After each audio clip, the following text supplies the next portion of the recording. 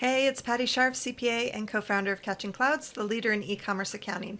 Today, I want to talk about how to scale your business. Now, if you're not quite at the point of scaling, it doesn't matter because this is actually the perfect time to be thinking about this is when you're first developing your business.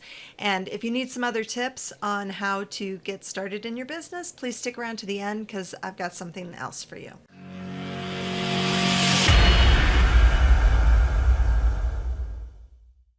So let's jump in and get started with step number one. Understand your business's guts. Okay, so if you want to build a really great business, you need to understand every single piece and part of the activities that make up your business. It's going to include sales and marketing and admin and accounting and financing and all kinds of different things. So anything that has to do with your business is going to have to be identified by you, and you're going to have to understand how things work. All right. Then the next thing you're going to do is you're going to take a look at all of those different processes and systems and different things that's going on in your business. I think a lot of people think about systems as being like information technology or something like that, but really anything that you're doing in your business, I don't care how manual it is, it's a system.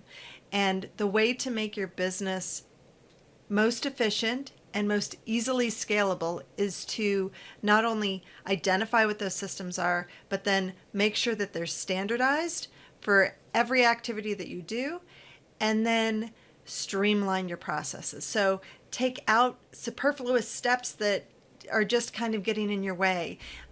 Don't have a different way of doing things for every single activity that you're doing. So let me give you an example.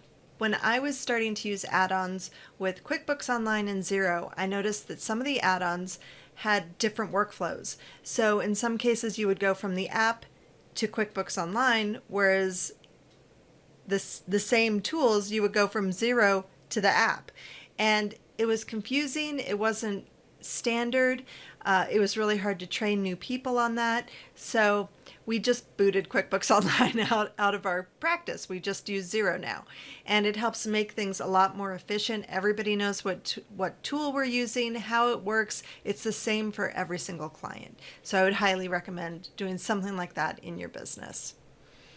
The next step is to document. So it's not enough to just identify what the processes are. You need to document what those processes are.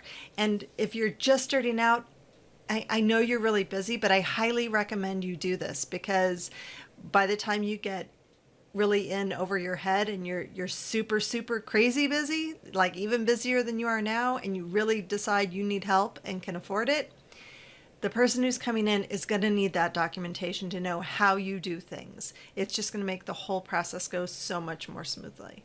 The next step is make sure you train your people. So you're going to need to get help along the way. Systems can only go so far.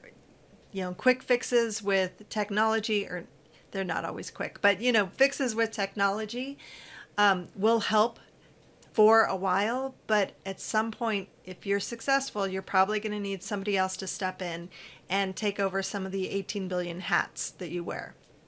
So you want to do a good job training them so that they just don't feel like they don't know what your expectations are and they're just floundering around. You're going to scale more quickly if you give them the tools that they need to do a good job. The next step is to keep your eye on the road. So let's say you've got all your systems in place. Everything is documented. You've got people in there. You have trained them and you say just go. That doesn't mean that your business is going to just run smoothly. You need to keep an eye on things. You need to make sure that the training that you provided actually stuck, or that they haven't, the people that you've hired haven't just added in extra steps and things that is breaking your vision. So keep your vision in mind and just check in from time to time and make sure that things are still going according to plan. And if they aren't, adapt. And you can start over the process again as you add new systems or new things pop up. So I hope you found this video helpful. If you look down below, I've got a link to a startup e-commerce guide, a free ebook that you can get that will talk all about getting your business up and going and help make sure that you haven't missed any steps along the way as you're starting your business. So I hope you like this video. If you did, please like, comment, and share. If you haven't already, please subscribe, and I'll catch you later.